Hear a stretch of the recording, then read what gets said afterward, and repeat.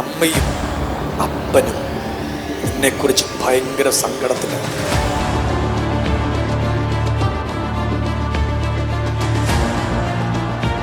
നിന്റെ അമ്മ മരിക്കണമെന്ന് ദൈവത്തോട് ചോദിച്ചു.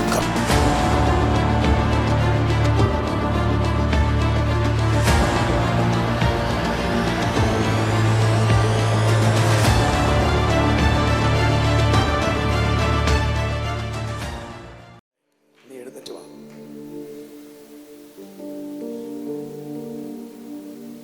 എത്ര വയസ്സുണ്ട് നിനക്ക്?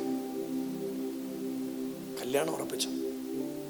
നീയെ വന്നിരിക്കുമ്പോ യേശു എന്നോട് പറഞ്ഞു, നിന്റെ അമ്മയും അപ്പനും നിന്നെക്കുറിച്ച് ഭയങ്കര സങ്കടത്തിലാണ്.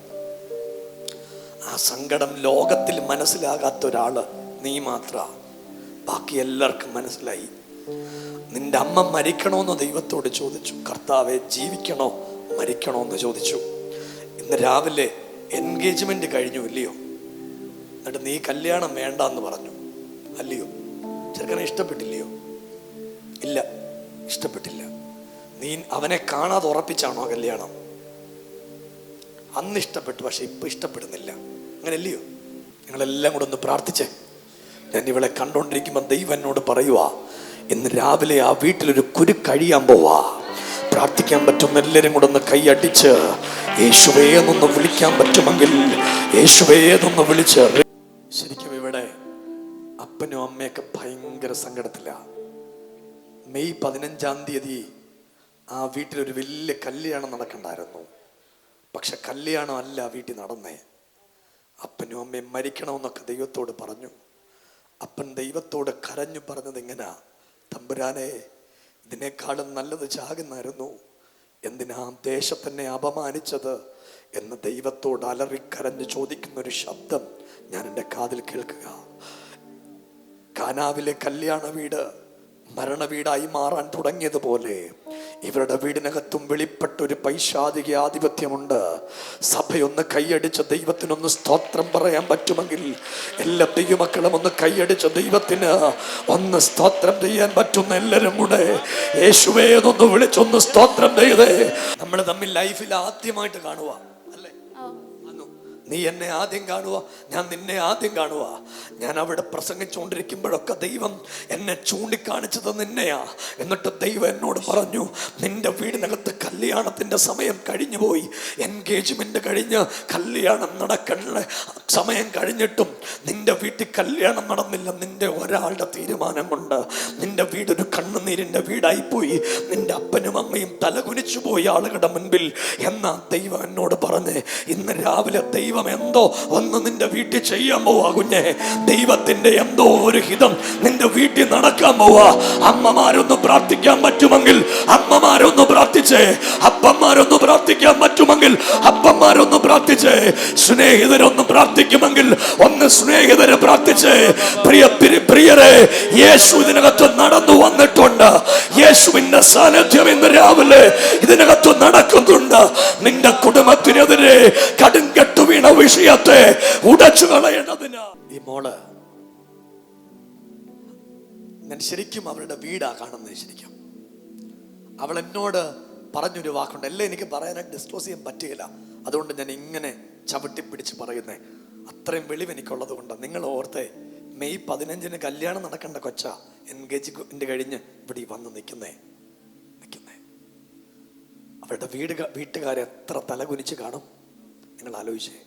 നാട്ടുകാരെയും വീട്ടുകാരെയും എല്ലാം വിളിച്ചെല്ലാം ബുക്ക് ചെയ്ത് ക്യാൻസലാന്ന് പറയുമ്പം ആ കുടുംബത്തിന്റെ സങ്കടം എന്നാ, ആ അപ്പന്റെ മാനസികാവസ്ഥ എന്നാ ചിന്തിച്ചോ നിങ്ങൾ? നമുക്കാണൊരവസ്ഥ എന്ന് ചിന്തിച്ചോ? നമ്മൾ വെല്ലോർക്കും ആയോണ്ടാ ഇങ്ങനെ ചിരിച്ചുകൊണ്ടിരിക്കുന്നത്. നമുക്കാണ് അവസ്ഥയെങ്കിൽ നമുക്ക് ചിരിക്കാൻ പറ്റില്ല, ഇല്ല.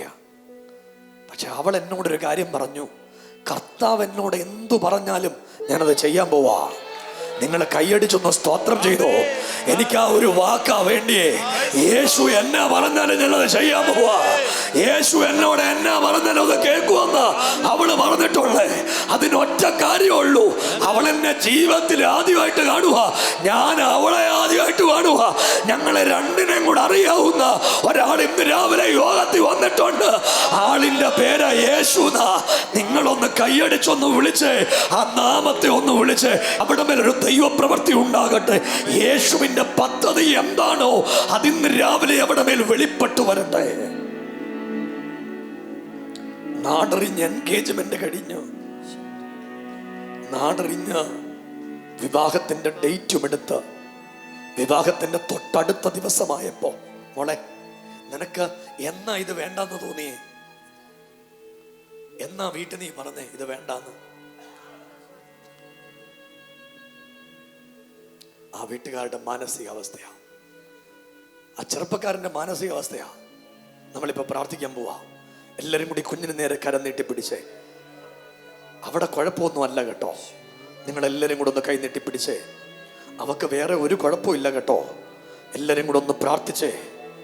അവിടെ അപ്പന്റെ ഹൃദയത്തോടൊന്ന് പ്രാർത്ഥിച്ചേ. ഞാനിന്ന് രാവിലെ പറഞ്ഞ പോലെ യേശുവിന്റെ മനസ്സോടൊന്ന് പ്രാർത്ഥിച്ചേ അവക്ക് വേണ്ടി. എനിക്ക് ഏറ്റവും ഇഷ്ടപ്പെട്ടത് അവള് പറഞ്ഞത്, യേശു എന്നോട് എന്തോ പറഞ്ഞാലും ഞാൻ അനുസരിക്കുമെന്നാ പറഞ്ഞേ. അവിടെ വിരുന്നുവാടികൾ പറഞ്ഞതുപോലെ അവൻ നിങ്ങളോട് എന്ത് കൽപ്പിച്ചാലും ഞങ്ങളത് ചെയ്യാൻ പോവാ. ഒന്നും നിങ്ങളെല്ലാം കൂടെ ഒന്ന് പ്രാർത്ഥിക്കാൻ പറ്റുന്ന എല്ലാ ദൈവത്തിന്റെ മക്കളും ഒരുമിച്ചൊന്ന് പ്രാർത്ഥിച്ച, കർത്താവേ ഇന്ന് രാവിലെ ഞങ്ങൾ ഒരുമിച്ച് പ്രാർത്ഥിക്കുക. ഞങ്ങളുടെ ഈ പെൺമകളെ സമർപ്പിക്കുന്നു കർത്താവേ. അവിടെ വീട്ടിൽ അവിടെ ഒരു ഭാവി സംബന്ധമായിട്ട് വഴി മുടങ്ങിപ്പോയി, മുന്നോട്ട് അവർക്ക് പോകാൻ പറ്റിയില്ല കർത്താവേ. അതിന്റെ പിൻപിൽ ചലിച്ച ഒരാധിപത്യമുണ്ട്. ഇന്ന് രാവിലെ ഞങ്ങൾ ഒരുമിച്ച് യേശുവിന്റെ നാമത്തിൽ അതിനെ ബ്രേക്ക് ചെയ്യുക.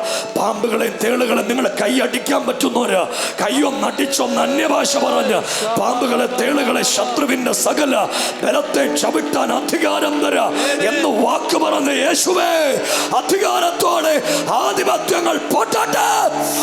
യേശുവിന്റെ മഹത്വം ഞങ്ങളുടെ മോടമേൽ ഇന്ന് രാവിലെ ഉണ്ടാകട്ടെ. ഇവൾ അത്ഭുതമായി മാറട്ടെ, ഇവൾ ദൈവപ്രവൃത്തിയായി മാറട്ടെ, ഇവൾ ദൈവമഹത്വമായി തീരട്ടെ.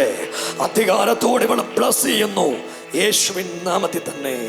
എഴുന്നേറ്റ് നിന്നേ മോളെ, നിനക്ക് വേണ്ടി ഞങ്ങൾ പ്രാർത്ഥിക്കും.